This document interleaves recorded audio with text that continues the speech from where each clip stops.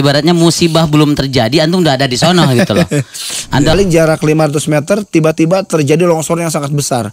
Dan itu jaraknya paling 50 meter dari mobil kita. Di malam kita nyari-nyari makan sampai ketemu malam lagi.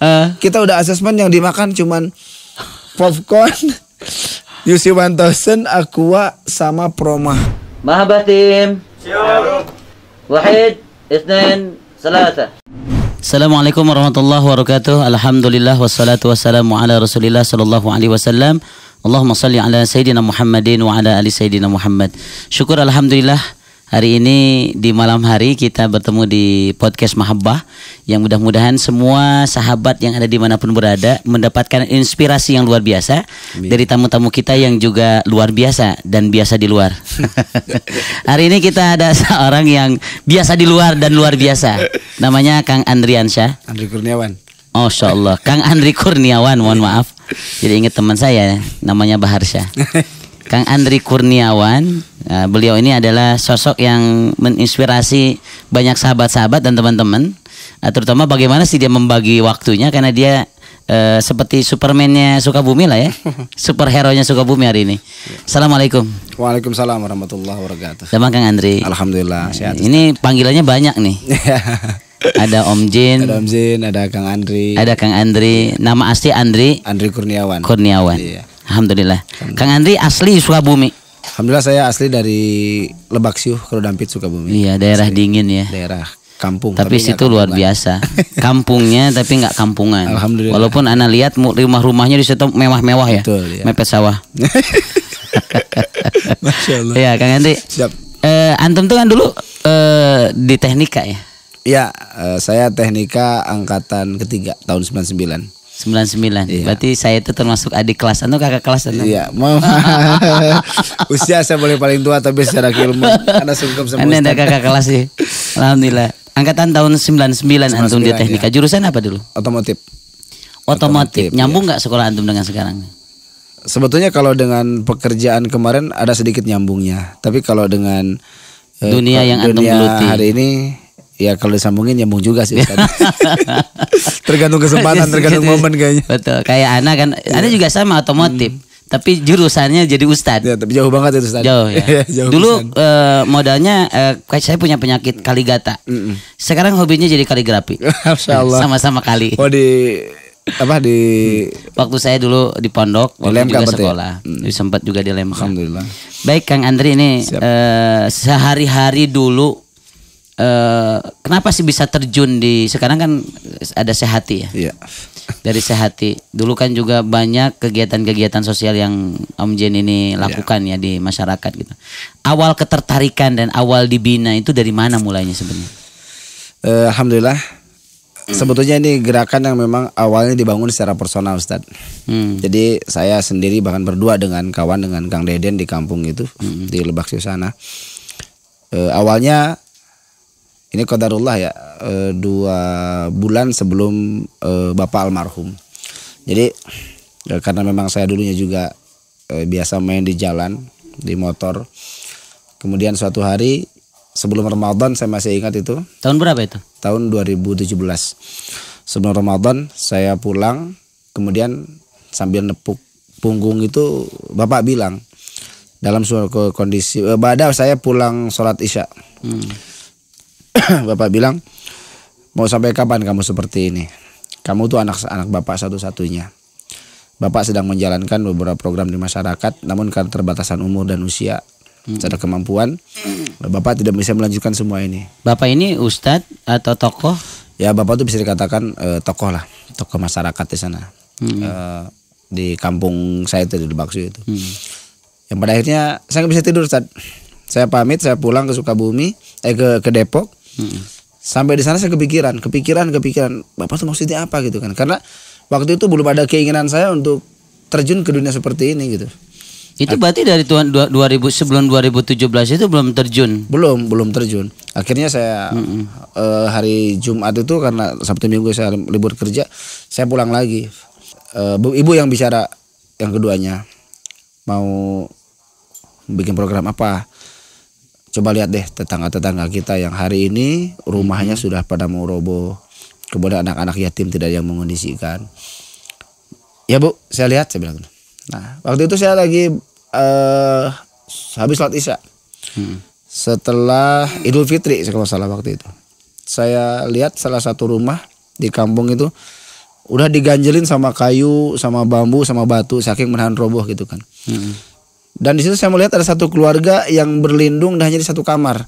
Karena rumah itu sebagiannya sudah dipenuhi, sudah mau roboh, sudah bocor, bocor. gitu kan. Saya nangis Ustaz. Karena waktu itu ya mohon maaf, saya lagi bekerja, memang lagi banyak ya kemampuan finansial gitu kan ya. Kenapa sih saya nggak bisa seperti itu? Akhirnya saya coba ajak teman-teman pemuda untuk melakukan kerja bareng untuk membina untuk membangun rumah tersebut. Alhamdulillah, rumah pertama, singkat cerita rumah kedua, rumah ketiga kita selesaikan. Hingga pada akhirnya pas sedang ngebangun rumah ketiga, ibu masuk rumah sakit. Akhirnya saya dari Depok pulang ke rumah sakit. Dari rumah sakit kata ibu, kamu jangan ke rumah sakit, pulang aja ke rumah bapak juga lagi sakit. Akhirnya saya pulang ke Lebak Siul ke rumah. Ternyata di sana itu bapak lagi kejang-kejang sakit. Akhirnya saya bawa dua-duanya ke rumah sakit Kebun dan berada dalam satu kamar. Saya minta ke teman-teman di perawat itu, minta ibu bapak saya dibuatkan satu kamar gitu. Dan saya melihat waktu itu bapak udah mulai membaik. Pak, saya harus dinas, saya harus ada pekerjaan. Insya Allah pulang kerja saya kesini lagi. Saya pulang ke Depok. Pulang itu saya jam 2 malam pakai motor sampai ke rumah tuh azan subuh. Sementara jam 5:30 saya harus berangkat dinas gitu. Selepas sholat subuh, saya berdiri, udah pakai seragam, udah pakai apa-apa, saya berdiri. Itu ngedengar subuh-subuh ya, ngedengar suara burung gitu kan. Cuing lah gitu kan ya. Sampai saya kepikiran ada apa ini gitu kan. Ada firasat lah gitu kan ya. Sampai ke kantor jam 9 saya langsung izin. Pak, mohon izin, bapak saya masih sakit, saya udah tanda tangan semuanya, izin saya balik kanan. Ayo nggak apa-apa. Qadarullah saya sampai ke rumah sakit, ternyata semua anak, semua cucu, kemudian tokoh masyarakat, RT RW sampai kepala desa dipanggil oleh bapak semua. Kumpulin semuanya. Di rumah sakit. Di rumah sakit semuanya. Paman saya yang sekarang menggantikan posisi bapak nitip umat. Ke bapak, ke paman yang satu lagi pun sama nitip keluarga. Terakhir saya dipanggil. Anak bapak nggak boleh lelah dan tetap lakukan kebaikan kapan dan dimanapun. Nitip tauhid keluarga. Aping, kamu tanggung jawab semuanya. Jam 1 malam saya diamain seperti itu. Qadarullah pukul 1.30 bapak wafat. Masya Allah. Nah dari situ Ustaz, sampai pada akhirnya bapak wafat. Qadarullah dari situ saya sudah berniat ingin mengumrohkan beliau Ustaz. Itu sakit hatinya saya di situ Ustaz. Sampai pada akhirnya saya pun nggak tahu nih, saya ngebangun dalam kondisi berkabung. Saya tetap melakukan program bangun rumah, beresin gang, urusin anak yatim. Qadarullah tiba-tiba ada seorang donatur kirim uang ke rumah senilai 75 juta untuk ngebangun rumah duafa. Gak selesai sampai di situ. Pulang dia ngelihat rumah yang sudah dibangun, saya dikasih tiket umroh sama beliau. Dan disitulah saya bermimpi ketemu dengan almarhum. Kemudian saya bisa membadalkan niatnya almarhum untuk umroh. Dan satu hal yang membuat saya bisa berpikir lebih panjang, saat umroh saya dalam kondisi tidak punya uang Ustaz. Saya cuma bawa uang hanya 300.000 rupiah. Qadarullah begitu saya pulang dari sana, saya bawa uang hampir 10.400.000. Selama dari Madinah sampai ke Mekah cuman 1 hari ketika tawaf wada saya nggak ada yang ngasih uang. Setiap hari saya dikasih uang. Masya Allah. Selesai sholat subuh mau masuk ke hotel pun saya ada yang ngasih uang. Pada itu uang udah saya bagi-bagiin di sana. Beliin kurma bagiin, sampai wakaf Al-Qur'an di sana kita. Berkahnya berbagi, Allah kasih banyak bagi. Masya Allah. Sampai akhirnya saya pulang. Saya bilang ke istri, harta apa yang sudah kita dapatkan hari ini? Gaji abah berapa? Uang makan abah berapa? Dan segala macam. Ternyata Allah ngasih lebih hari ini. Insya Allah besok akan abah luruskan pekerjaan abah. Kita cari makan dari gaji yang halal. Dulu ini awal kerja itu Kang Jan itu di Depok kan? Di Depok ya. Tahun berapa mulai kerja? 2006. 2006 Ya, di Depok. Di Depok. Di dinas ya. Perhubungan ya. Saya kan dengar kemarin tuh udah resign nih. Ya, ya dari sen itu. Ya. Berapa tahun di sana kan udah cukup lama berarti kan? Kurang lebih 12 tahun. 12 tahun. 12 tahun, iya. 12 tahun. Kenapa bisa keluar dari sana dan apa alasan antum keluar dari pekerjaan? Di sisi lain kenyamanan Ustaz. Kenyamanan. Dulu memang saya merasa bangga dengan apa yang sudah saya inginkan. Pakai seragam kemana-mana, kita dihargai oleh orang lain. Tapi di sisi lain yang memang ada sesuatu yang mengganjal. Sepertinya mengganjal dalam hati saya. Dan khawatir ini menjadi salah satu hisaban terberat kelak di akhirat. Masya Allah. Akhirnya saya putuskan dari apa yang sudah saya dapatkan dan yang sedang saya nikmati, saya komunikasi dengan ibu, dengan istri. Insyaallah Abah keluar dari situ. Dan itu keputusan yang berat loh. Artinya apalagi keputusan itu keputusan yang orang juga pingin kerja. Betul. Dengan kondisi pekerjaan yang hari ini susah. Betul. Antum malah keluar dari pekerjaan hanya karena ingin lebih khidmat dengan disehati lebih fokus. Ya pertama itu saya melihat beberapa potensi-potensi kebaikan yang sangat sayang kalau kita lewatkan. Di sisi lain yang pertama mungkin saya resign itu karena saya ingin nyaman. Yang kedua setelah saya nyaman kan minimal kita nyaman aja dulu. Pola pikir kita, insya Allah kalau pola pikir kita nyaman, kita nge-manage, mengorganize apapun akan enak. Karena gitu. Memang bahagia itu sebenarnya dibuat oleh kita sendiri. Betul, kan. Betul itu Ustaz. Bukan masalah kemewahan, bukan masalah pangkat jabatan atau pandangan orang. Betul. Akhirnya saya buka usaha. Karena memang saya buka usaha itu udah 1 tahun yang lalu saya persiapan. Saya ada jualan madu, jualan pepes, jualan makanan. Terkenal tuh pepesnya. Nanti saya belum nyoba nih. Siap, insyaallah nanti saya bawain. Kemudian yang terakhir ada saya ingin fokus. Ingin fokus memanfaatkan diri bersama kawan-kawan di sehati. Ya walaupun sampai hari ini kita belum bisa memberikan manfaat yang besar, manfaat yang banyak, tapi kita coba menggiring semua program-program ini untuk menuju kepada bagaimana dipertanggungjawabkannya kita itu sampai mendapatkan keridhaan dari Allah Ta'ala di akhirat kelak. Seperti itu. Antum ini kan terkenal dengan ibaratnya kalau guyonan sama teman-teman ya. Ibaratnya musibah belum terjadi antum udah ada di sono gitu loh. Anda musibah di Palu antum berangkat ke Palu. Kemarin terakhir di Mamuju kan. Mamuju ya. Ada musibah bencana di antum selalu ada di situ. Itu sebenarnya gimana mengkondisikan istri, keluarga ketika kondisi apapun antum bisa siap dengan seperti itu kan bukan perkara yang mudah. Betul. Apalagi tipe-tipe sujai ya. Sujai. Ya, suami jahan istri kan. Apa harus izin istri dulu kan. Nah ini luar biasa loh ambu itu. Makanya saya pingin nikmatin pepes ambu itu. Ya, insyaallah ntar saya bawain. Gimana tuh salah satu yang mensupport di antum di keluarga? Salah satunya istri mungkin. Istri ya. Karena memang dari awal saya sudah komitmen dengan istri. Saya bilang selama ini baik, jangan pernah menjadi penghalang kebaikan. Barangkali dengan ambu mengizinkan Abah berangkat ke bencana atau kemana saja, ambu bisa masuk surga. Walaupun kita tidak tahu amalan mana sih yang ambu sudah perbuat.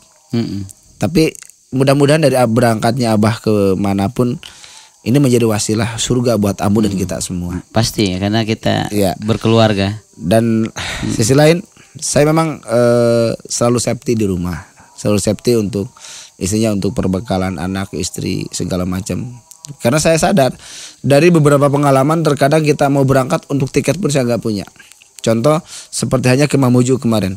Saya dipinta berangkat karena dalam dunia filantropi itu kalau kita lambat masuk ke lokasi bencana, gerakan kita akan terhambat. Karena apa? Seiring dengan lambatnya informasi yang kita berikan.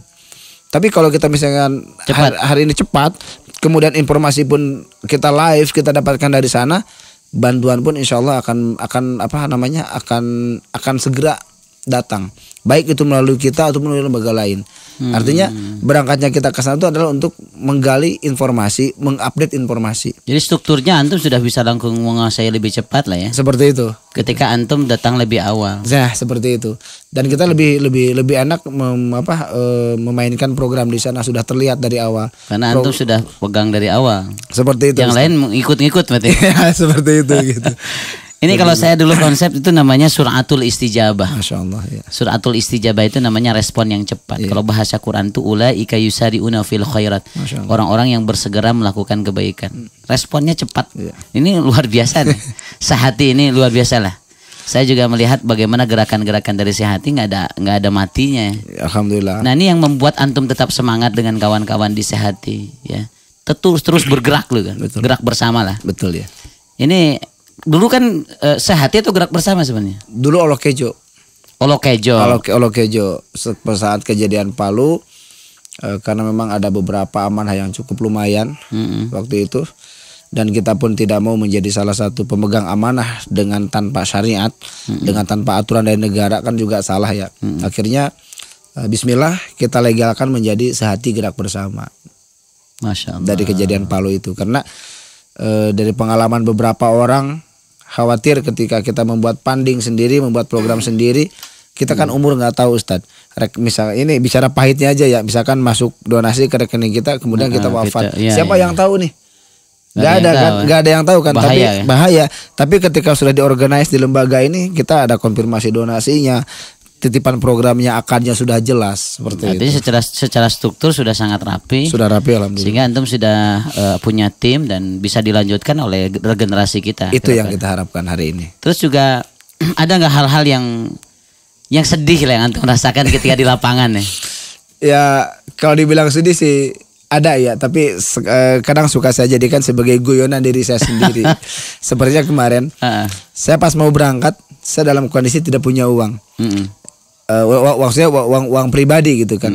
Akhirnya saya pulang dari sini, ingat di tas saya punya jam tangan, dikasih oleh salah satu donatur dari Libya. Saya izin ke beliau, Bu, saya harus respon bencana Mamuju nih. Terus kenapa? Saya nggak minta uang ya, tapi saya izin jam tangan ibu mau saya jual dulu, yang dari ibu. Itu 4 juta loh saya belinya. Ya, tapi nanti akan saya bayar lagi. Akhirnya saya mampir ke Cibinong ke teman, saya jual 2 juta jam tangan saya tuh. Udah gitu saya bilang ke istri, Bu, jam tangan abah jual, berangkat ya? Ya. Terus istri nggak nanya buat apa, dia udah feeling, berangkat ya ke Mamuju? Iya. Terus baju mau berapa saya yang dibawa? Udah saya pilih aja semuanya, baju yang biasa abah bawa gitu kan, termasuk pisau, senter segala macam, tambang, helm segala macam, siapin semuanya. Iya. Udah saya rapid test pagi, sorenya jam 11 saya berangkat, jam 4 sore saya naik pesawat sampai ke Makassar. Qadarullah dari Makassar kita tidak bisa melanjutkan perjalanan sampai ke Mamuju karena pesawatnya tidak bisa di cancel. Akhirnya kita menggunakan jalur darat. Pikir saya, ini yang buat sedihnya nih, pikir saya dari mulai Poliwali Mandar ke sana itu masih ada tukang warung. Jadi begitu kita dari Poliwali Mandar ke sana nggak makan nggak apa-apa Ustadz. Nggak ada warung. Ternyata kita sampai di Majene itu habis sholat subuh, kita naik mobil, paling jarak 500 meter tiba-tiba terjadi longsor yang sangat besar, dan itu jaraknya paling 50 meter dari mobil kita. Saya tarik mundur, longsorannya besar gitu. Dari Majene kita masuk ke Mamuju selama 1 jam. Kita tuh lapar, nyari-nyari makan. Dari jam berapa itu? Dari malam kita nyari-nyari makan sampai ketemu malam lagi. Kita udah asesmen, yang dimakan cuman popcorn, UC 1000, Aqua sama Promah. Masya Allah. Yang kita makan tuh sampai ketemu nasinya lagi besoknya lagi jam 4 sore. Ya Allah. Dalam kondisi kita tergopoh, akhirnya sama tim, kita belum makan ya. Saya ajak ketawa gitu kan. Lah iya, kan kita dari terakhir makan kan di Poliwali Mandar, saya bilang kemarin. Ya udah cari makan, nyari lagi tuh. Akhirnya kita ketemu beli makan, telurnya sepotong, mie-nya sesendok, nasinya segini. Kita orang berenam, cuman ada nasi 4 orang itu bener. Ibaratnya orang yang bener capek gitu ya. Masya Allah, tapi Allah kenyangkan. Tapi itu jadi cerita yang luar biasa. Iya, itu yang di Palu, yang di Mamuju. Yang di Palu lebih 3 hari kita nggak ketemu nasi. Karena memang kalau lagi bencana begitu yang jualan kadang tidak ada, warung tidak ada. Tidak dan ada. Harga jadi mahal kalau Dan harga lagi mahal. Kemudian warga kan jadi eksodus. Mereka pada pergi meninggalkan kampungnya masing-masing. Kebahagiaan apa yang paling akan rasakan? Paling bahagia selama bergerak di Sehat ini. Yang paling bahagia itu adalah ketika apa yang kita lakukan diterima, dilaksanakan dan dimanfaatkan. Masya Allah. Itu yang paling bahagia. Karena tidak semua program kita, sebuah program baik itu akan diterima oleh masyarakat, tapi belum tentu dimanfaatkan. Banyak pernah satu kali kita mengalami seperti itu. Kita bangunkan sebuah prasarana, diterima, tapi pemanfaatannya kurang. Karena apa? Waktu itu kita belum belajar yang disebut dengan community development. Nah, alhamdulillah sekarang di teman-teman Sehati udah kita sharing, udah kita ajarkan semuanya bagaimana membangun community development agar dalam rangka pembangunan di masyarakat itu diterima, didukung, kemudian dimanfaatkan dan penuh kemaslahatan. Lebih efektif. Lebih efektif gitu. Artinya ada teknik-tekniknya gitu. Kalau dulu kan asal bangun aja, asal ngasih aja udah tinggalin. Ternyata itu kan sesuatu yang salah gitu kan. Masya Allah. Jadi memang kebahagiaan itu ada ketika kita mampu membahagiakan orang lain. Seperti itu. Antum merasakan ketika antum bisa bangun rumah kan? Betul. MCK fasilitas, bantu orang yang dalam kesusahan, nolong, itu kan kebahagiaannya nggak bisa diukur dengan materi. Betul. Dan itu mungkin yang membuat antum bisa bahagia di sini. Alhamdulillah. Dan tetap bertahan dengan kebahagiaan ini. Salah satunya adalah dengan berat badan. Waktu kerja badan saya cuma 56. Sekarang alhamdulillah jadi 68. Masya Allah. Oh, Masya Allah. Jadi lebih ini ya, lebih makmur berarti sekarang. Alhamdulillah. Tapi ada dua loh, orang tuh tambah gemuk bisa jadi makmur, bisa jadi stres. Tapi mudah-mudahan Kang Om Jen sudah banyak menginspirasi ya kita semua sahabat untuk selalu berbagi dan fokus. Kemudian juga apa yang kita lakukan selama itu baik dan kita terus bergerak ya, tanpa mengenal kata putus asa, tanpa mengenal lelah, dan berani meninggalkan sesuatu yang kita kira-kira tidak bermanfaat dan orientasinya tentunya untuk kemaslahatan umat. Pesan Kang Om Jen nih. Pesan saya kepada kawan-kawan terutama sahabat muda, hari ini posisi kita sedang tidak beruntung. Salah satunya adalah kita harus pandai mempersiapkan impian kebaikan kita untuk hari ini, besok, dan generasi yang akan datang. Maka seorang pemuda hari ini wajib membuat sebuah gerakan-gerakan yang keberpihakan untuk umat semuanya. Seperti Masya itu. Allah. Alhamdulillah. Syukran jazakallah ahsanal jaza kepada Om Jen yang sudah hadir di podcast pada malam hari ini. Dan kita bertemu lagi dengan tamu-tamu istimewa yang luar biasa dan biasa di luar kayak Om Jen. Insyaallah semuanya diberikan keberkahan. Amin, kita tutup dengan istighfar. Astagfirullahaladzim. Subhanakallahumma bihamdik asyhadu an la ilaha illa anta astaghfiruka wa atubu ilaik. Assalamualaikum warahmatullahi wabarakatuh. Waalaikumsalam warahmatullahi